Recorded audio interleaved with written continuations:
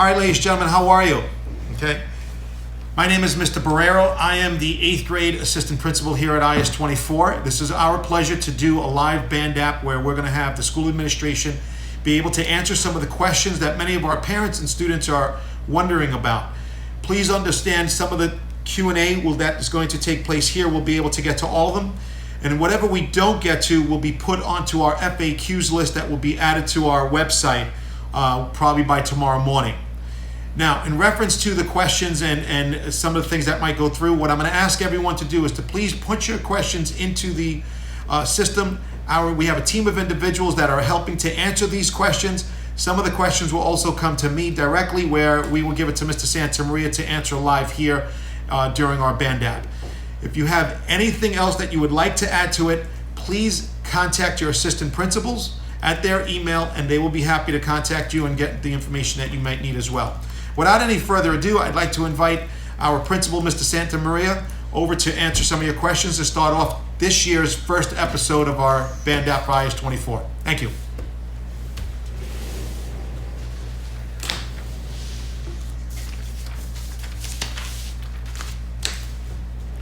Thank you, Mr. Borrero. Good morning to all our students, our new incoming 6th graders, our new families, and our returning 7th and 8th graders. It's a pleasure to be here with you all this morning. Today was the first day that teachers and staff reported back to the building in full. It's been the first time since this has happened, since March of 2020. So it was bittersweet to be able to have all of our faculty and staff in the building today, because we forgot what it felt like. This is the start of many good things to come. We are what I think is heading back to normal little by little. So what I want to do is be able to address some questions that have already been sent to us as a school, and some points that I want to bring up regarding the start of the school year. Excuse my voice, I'm a little hoarse from allergies. So first, people would like to know about the first day and arrival. So the first day of school for all our students is Monday, September 13th. We have updated the bell schedule for the school on our website. Buses, any student who takes a yellow school bus will begin to be dropped off starting at around 7:30 a.m. Some buses may arrive early, but buses will not release students out of the bus until the school is outside in the schoolyard or on school grounds to accept students off the bus, and that will not begin until 7:30. On the first day of school, all buses and parents dropping off students will do so on Cleveland Avenue, which is off Highland Boulevard. We will set up a lane of traffic with orange cones for buses and families to take care of the drop-off. Students who walk to school that are very close by will enter the school building along with students on buses and coming out of cars through the center gate in the schoolyard on Cleveland Avenue. When students enter the schoolyard, they will be sent to 3 different lines based on grade 6, grade 7, and grade 8. And students will be told to take part in a health screening. Now, students returning in 7th and 8th grade that were for in-person learning last year, you remember you were able to use a website for your health screening. That website is still the same. The questions have changed, though, over the summer. You'll use that health screening every day to enter the building and show it to someone, a staff member at a door to enter. Students and families, you are advised to take temperatures at home when answering the health screening questions. A student who comes to school without a health screening already filled out and needs a paper one filled out here at school, we will take a forehead temperature of the child entering the building and have them fill out a health screening form. For this to be successful, we need everyone's help and cooperation. We are welcoming back 1,300 students back into the building, and to do so every morning in 30 minutes to get everyone to homeroom on time at 8 o'clock. This will require everyone to enter the schoolyard, follow directions of staff and administration in the schoolyard so that students can make their way into the building, into parts of the building where they will wait to make their way up to homeroom at 8 o'clock. 8th grade students will make their way into the cafeteria and the hallway. 6th grade students will make their way into the auditorium, and 7th grade students will make their way into the gymnasium after the health screening at the entry doors in the schoolyard. And we will show everyone that morning. So it's best to get to school as early as possible, between 7:30 and 7:40, so we can line you up and start getting you in for your health screening. We have many support staff that are going to be available, between teachers, administration, and all our paraprofessionals that are going to support the arrival of students every morning, including myself. Some safety protocols for morning drop-off. This is for all our families that are driving students to school. Please look out for anyone with an orange reflective vest that will be directing traffic on Cleveland Avenue and or Durant Avenue so that you may appropriately drive towards the school. Let your child out of the vehicle and let them cross the street. We have enough staff to support traffic. We've been doing this for a very long time. Please just follow our directions so that we can get students into the building quickly and safely. That is our goal every day. So please just follow our directions every morning in the bus lane and driving away from the school. A crossing guard will be on the corner of Cleveland and Durant to support students crossing as well. And I myself will personally be available on the corner of Cleveland Avenue and Nash Court. The school day, every day for every student, is 8 a.m. to 2:20 p.m. That's different from the past. We have changed our bell schedule and school day. Students will come to school we'll have school from 8 a.m. to 2:20 p.m. every day, 8 periods a day. We ask that students begin arriving to school between 7:30 and 8 for the purpose of the health screening, getting in through the schoolyard, lining up, and being ready for homeroom at 8 a.m. every day. A grab-and-go breakfast will be available by the school kitchen staff every morning, and a student will be able to pick up a grab-and-go breakfast and eat it in the location where they are seated once they enter. Again, 6th grade in the auditorium, 7th grade in the gymnasium, and 8th grade in the cafeteria. I now want to turn it to some health protocols for the school year. This is for everyone, not just students, but adults, faculty, staff, any visitors, guests, parents that have an appointment in the building, for everyone. So every individual who enters a New York City school building must pass a health screening, either on paper or showing a digital form. We are going to place the link on our school website, www.barnes24.org, where you can access that.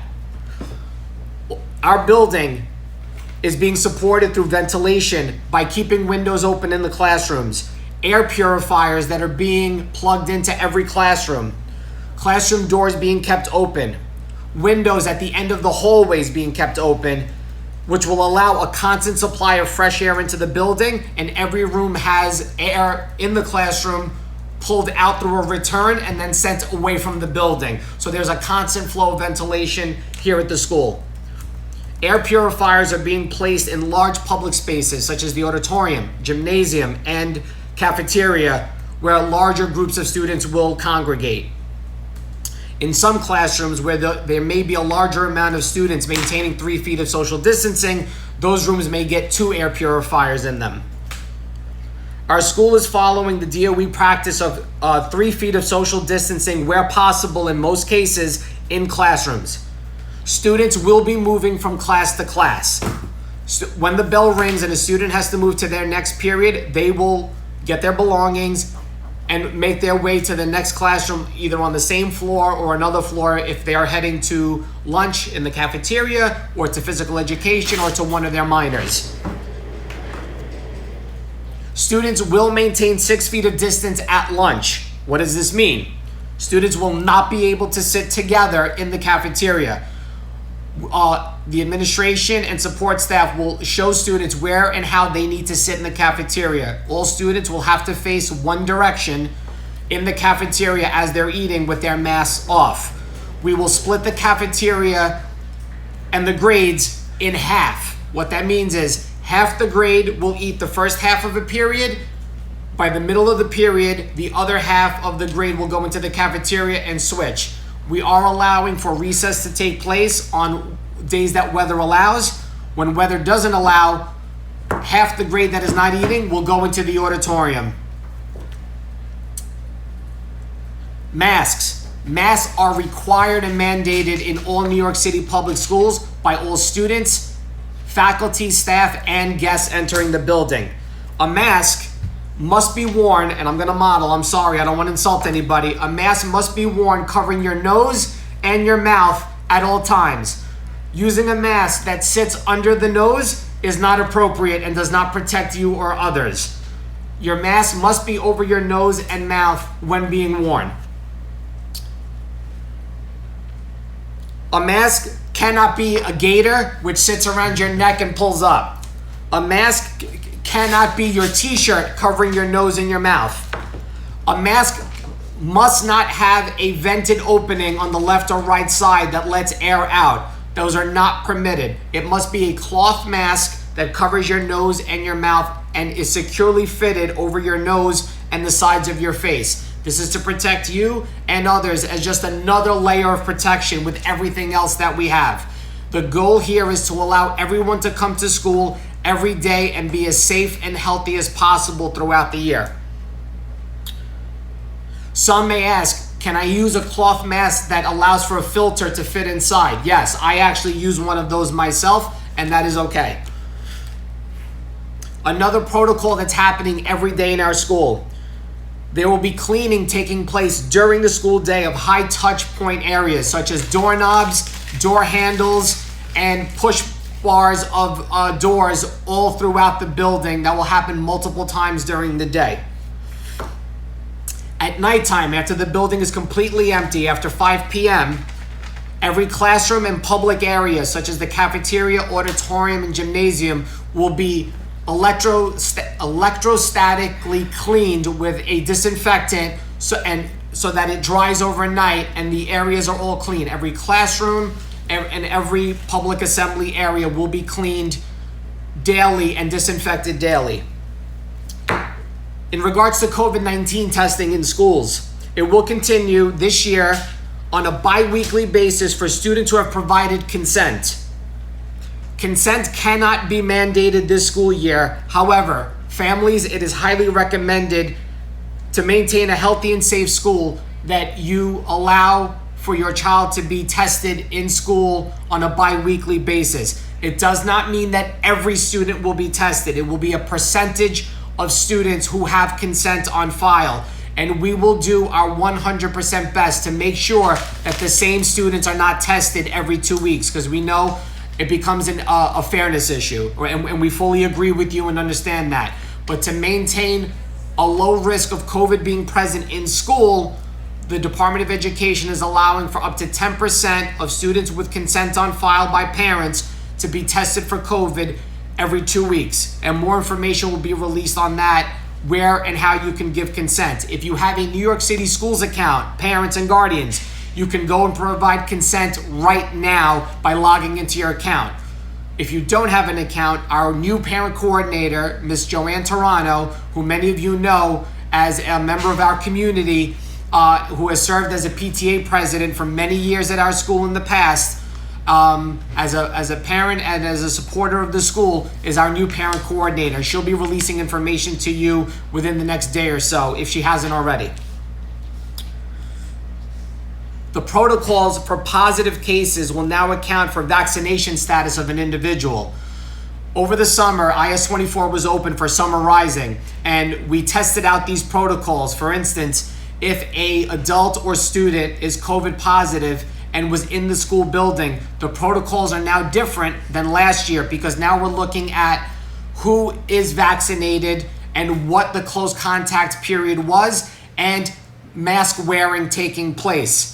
So the school has an obligation before we report a COVID case to ask those questions of people regarding vaccination status, being fully vaccinated, which means 2 weeks after your second dose of the Moderna or Pfizer vaccine, and that will dictate if a student or adults must be quarantined if an exposure took place. And we will release that information on a case-by-case basis if anyone is exposed. Excuse me. Hand washing is highly recommended and will be and students and adults will be continually reminded to wash hands throughout the day, especially after bathroom use. Hand sanitizer pumps will be available in every classroom in the building and in hallways in certain locations and entrances to the building for every student to use as they enter. Students may carry their own hand sanitizer attached to their backpack or in their pocket if they choose. We don't shy away from that. If a student feels comfortable, they're very welcome to do so, but we have it available in the building. Teachers and staff will have personal protective equipment such as hand sanitizer, disinfecting wipes, gloves, and masks in every classroom if needed in an emergency situation. Or if a student says to a teacher, "I'm sorry, my mask just broke and I don't have an extra one," we will have masks available for students. If a student accidentally leaves the home without a mask, we will have masks available at every entrance to the building for a student to use or a parent or guardian to use if they need to enter the building in an emergency. The health screenings, like I said, will be for everyone entering the school, adults and children, as well as visitors and guests for any appointments. A lot of information that we're providing today can be updated as early as tomorrow. I want to state that every principal in New York City is meeting with the Chancellor, Ms. Misha Porter, this afternoon for a live Zoom meeting, and she may be sharing brand new information with us after 2 o'clock, which I will then relay to families through email, phone blasts, Pupil Path messages, and the website as well. So please continue to check our website. Unfortunately, we could be updating things up until the weekend. So please continually check, and we will use the website, social media, and Pupil Path to send messages out to everybody, and phone blasts if needed as an emergency. Many of you, almost all of you, should have received a postcard in the last 4 to 5 days that said what class you were part of, the graduating class of 2022, 23, 24, with a sticker on it and the class that you are in on the first day of school. We've had to make many changes to classes to meet social distancing and some changes that were happening in the school regarding programming. So we tried to send those postcards out as late as possible. We checked the mail this morning. Not many postcards were returned back to the school because of the wrong address or anything of that nature. If you did not receive a postcard yet, it's probably because it went to an address that we had on file and you did not update an address. 6th grade families, if you moved over the summer and did not change an address with us, we had to use the address on file in ATS from your 5th grade school. 7th and 8th grade returning families, we sent the postcards out to the last registered address on file. If you have moved and you did not receive a postcard, let the school know, and you'll have to show evidence of moving so that our pupil accounting secretary at the school, Ms. Carmela, can change the address on file with the proper evidence that you've moved.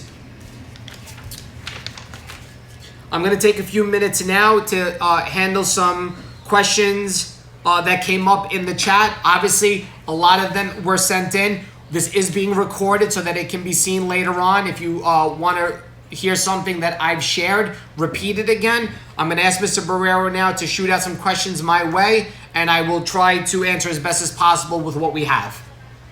Mr. Santamaria, the first question that we're going to ask is busing information. It's a two-folded question. They want to know, for busing information, where can we find the specific locations for our routes, and when is that information available? It will, so you know, we are working on putting that up on our website, but in reference to where they can find where to go for their bus in the morning, the first day. All right, so all families with a New York City Schools account can log into their New York City Schools account and see their bus route information. In the past, about 2 years ago, the DOE would contact, the Office of Pupil Transportation, OPT, would reach out to families that were eligible for yellow bus service.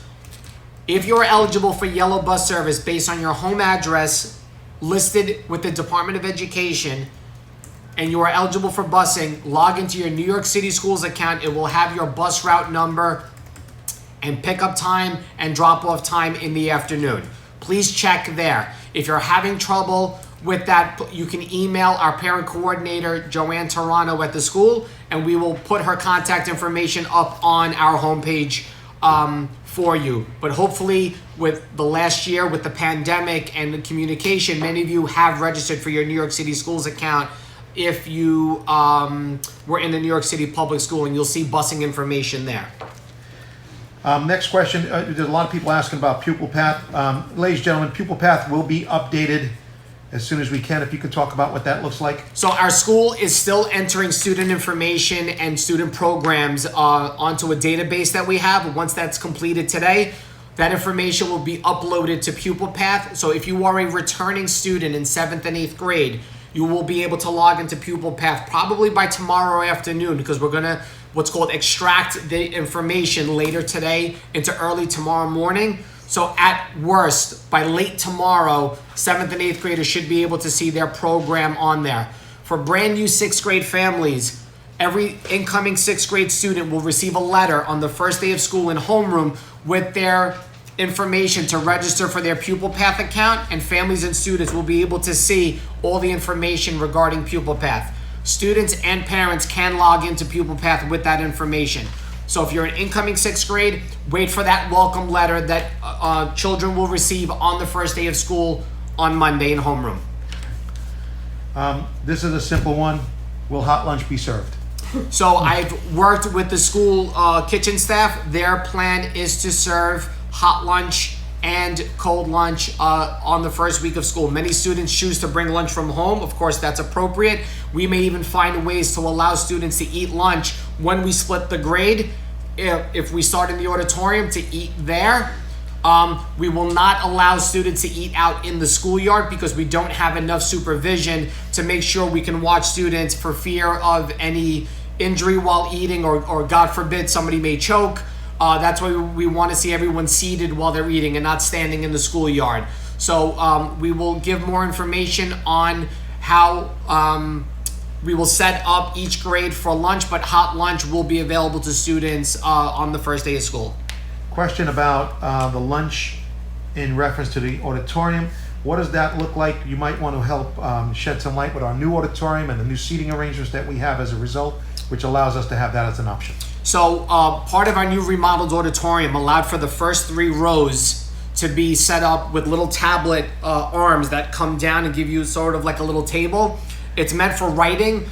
We may have to use that space to allow students to eat lunch on days where now that we're going to split up each grade, where half go into the cafeteria and half in the auditorium. The ultimate goal would be to allow half the grade to go outside to recess first while the other half eats, and then in the middle of the period switch. I know that sounds like a lot, but I've researched this in many schools on Staten Island, in New York City, and even in New Jersey, and it is something that many schools are being forced to do to be able to feed students during the 1 lunch period that we have. Period 4 for grade 6, period 5 for grade 7, and period 6 for grade 8. Students will be notified where they will start their period for lunch. If they start during recess outside or in the auditorium. I'm pretty confident the first few days students will start half in the auditorium and half in the cafeteria, and then swap, because we want to get everyone in a routine. And as soon as that's established, after the first couple of days, excuse me, that was the bell, sorry. After a few days of getting everybody comfortable, we should be able to start allowing for students to start with recess first, to get some fresh air, take your mask off, distance from everybody, just to get some fresh air as much as possible. And we are going to take advantage of that. So long as it's not raining and there's no snow or ice on the ground, even if it's 32 degrees or even possibly below 32 degrees and you have a coat and a hat on, we may allow you to go outside to get some fresh air, because we believe that's a healthier option than just still continuing to be indoors. But we'll share more of that with updates as October, November roll around. Okay. Having said that, we have one more question and then we do have to wrap it up. All of the questions that came in will be posted on the FAQs. We still have, let me just look at this, which is a good one. We answered where students will continue to be moving, yes. What are the lunch and talent gym procedures? What will that look like? And can you go over briefly again what morning arrival looks like and the importance of the safety traffic guidelines that we put out to the parents? So, to reiterate, students will enter the building through the schoolyard on Cleveland Avenue. That Cleveland Avenue is the road that comes off Highland Boulevard and can be accessed from Amboy Road that comes to the school. We ask that all families that if you choose to drive your child to school because it's a choice or you're not eligible for busing, follow all directions of the stop signs that we will place out in the street along with orange cones and anyone wearing a reflective vest. For the first time in a very long time, our school will have 1,300 students back in the building and we will be what seems like a normal routine. It runs very smoothly if everyone cooperates and follows the directions that we provide. It's safe, it's effective, and the traffic will move. Just please follow our directions each morning. When students are dropped off by a parent or guardian or by a yellow school bus, they will enter the schoolyard. They'll be told if they have their health screening, and then they'll be told what door to line up at if they're 6th, 7th, or 8th grade. If they do not have a health screening, they will be provided one, and their temperature will be taken on their forehead with a scanner. And then they will, if so long as they clear, you must clear your health screening where you can't enter. Students will line up on 3 separate lines by grade, will enter the building and will be channeled into the school to start setting up before going up to homeroom. We need to use that time from 7:30 to 8 o'clock as many students are coming to school and we have to get everyone accustomed to getting in, lined up, and set up. Once in the school and the bell rings to go to homeroom, students will make their way to their respective homeroom and their day will begin. Excuse me. I do want to mention, because we talked about morning ingress, I want to talk about dismissal really quick. Every student in the building at the end of the school day, at the end of period 8, every day can be in a different classroom, which means they will be escorted out of the building, out of the exit closest to that classroom.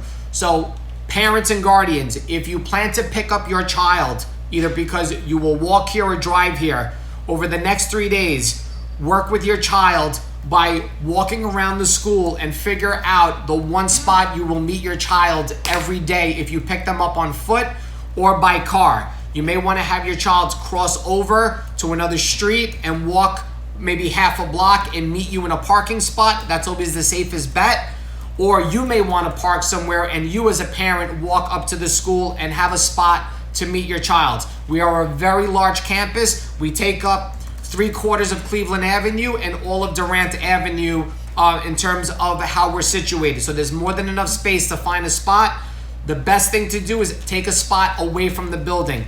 23 yellow school buses will be lined up around the building starting at 2 p.m. every day in preparation for dismissal. So you will not be able to park near the school. You will not be able, if you are double parked, you will not be able to move until every yellow bus departs, because once the flashing stop signs are out, you cannot move. The crossing guards and the staff will hold all traffic back. That is the law. You cannot pass the flashing stop signs because that means students are entering buses or crossing. So please follow all traffic laws in all directions by the NYPD crossing guard, any school safety agents, and the administration of IS-24. We will be out there every day supporting the dismissal of students. Students who take a yellow school bus, when you dismiss out of the building, you will go find the bus slot for your stop.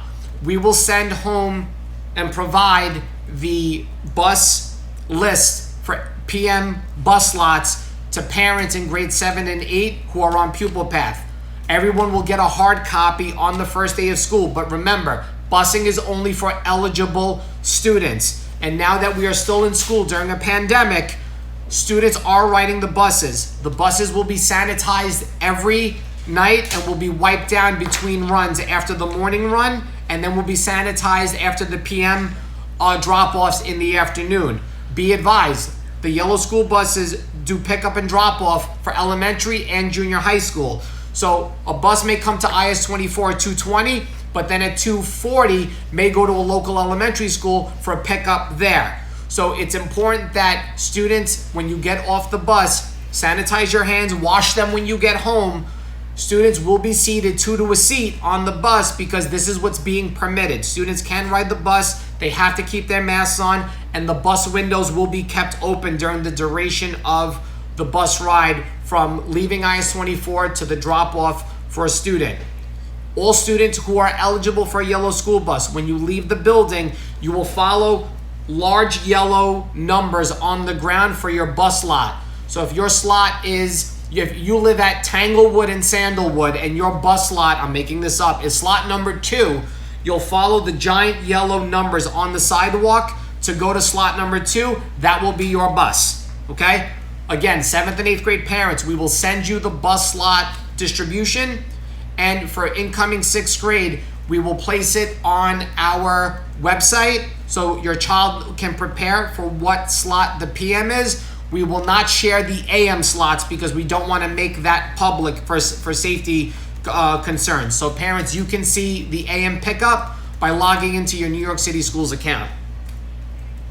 As a reminder, and I know Mr. Borrero is trying to kick me off this call, but I want to just mention, we will have a follow-up BANDAP meeting just to check in with families on September 22nd at 10 a.m. to follow up some of the things we're bringing up today and to give families an update on what's been taking place and how things have been going so we can provide updates, news, and announcements. So that'll be September 22nd at 10 a.m. We will send reminders on our website, on social media, through BANDAP, and the website. So please look out for that, as it'll be not a repeat of today, just a heads up with what's going on so we can update all our families with what's been taking place. Mr. Borrero, would you like to kick me out now, or should I take another question? No, we're gonna stop right there. I just want to say to everyone, please look at this website, at our website that's going to be coming up. Just put it up here. You have to do it up here. When you're looking at our website, we just want you to be aware that on the top left-hand corner, it says 2021-2022 FAQ school-wide. This particular location will be updated shortly. We're using the questions that came in plus the videos that we're putting together to help address some of the questions that parents have. And the next thing that we're going to be doing is the videos that we will be supplying to you will help you know a little bit more, especially our incoming 6th grade students, how to come into the school, where to go, what to expect, and what to look for. Those are our key components, and that's what we're hoping to have for you in the next couple of days. We look forward to seeing everybody. Thank you very much for joining us, and we will be posting this event up on our BANDAP shortly. Thank you very much, and have a great day.